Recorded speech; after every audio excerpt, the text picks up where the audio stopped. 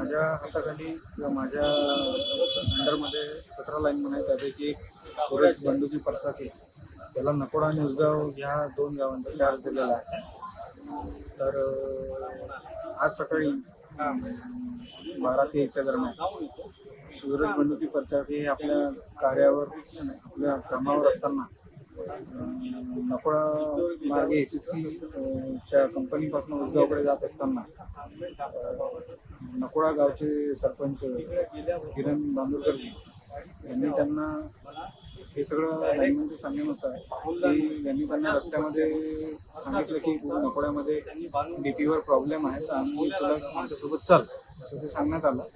त्याला घेऊन गेले नकोड्यामध्ये आणि एक आंबेडकर चौक आहे तिथे त्याला एका पोलला बांधून ठेवलं आणि बांधताना मला त्यांनी फोन केला की आम्ही तुमच्या लाईनमॅनला बांधतो आणि त्यानुसार मी त्यांना थांबायला सांगितलं होतं की आम्ही येतोय का बोलू, पण ते नाही त्यांनी बांधून ठेवलं. त्यानुसार आम्ही काही वेळेमध्ये तिथे पोहोचायच्या अगोदर त्याला सोडलेलं होतं. त्यानुसार आता लाईनमन स्वतः पोलीस स्टेशनमध्ये फरियाद करायला तयार आहे.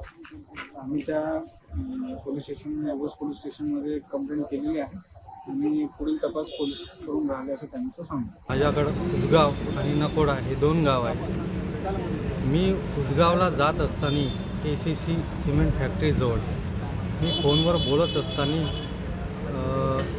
नकोड्याचे सरपंच किरण भाऊ बांदुरकरजी हे मागून आले आणि मला म्हणाले की DPवर काम आहे. मी म्हटलं की उसगाव जाऊन येतो मग तुमचं काम करतो.